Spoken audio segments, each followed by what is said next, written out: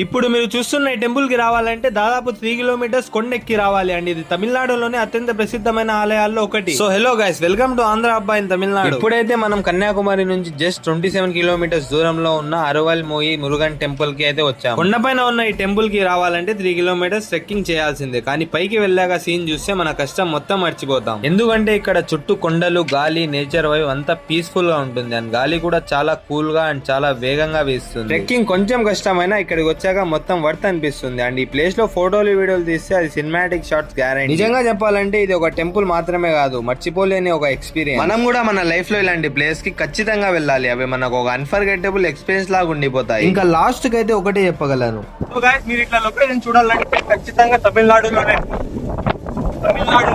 చూడండి. అక్కడ ఇల్లు చూడండి, ఆ నేచర్ చూడండి. మేము ఈ ప్లేస్ కి ఎలా వెళ్ళామని మాకు ఎలా అనిపించిందో నెక్స్ట్ పార్ట్ లో అయితే తెలుసుకుందాం. అప్పటి వరకు కొంచెం ఫాలో చేసి కొంచెం సపోర్ట్ అయితే చేసేయండి. తమిళనాడులో ఇంకా ఇట్లా లొకేషన్ చాలా ఉన్నాయి, మీరు కొంచెం సపోర్ట్ చేసి అన్ని మెల్లి కవర్ చేస్తాం. సరే, ఇంకా నేను మీ ఆఫ్తాబ్ మిలింగే ఫిర్ నెక్స్ట్ వ్లాగ్ మే.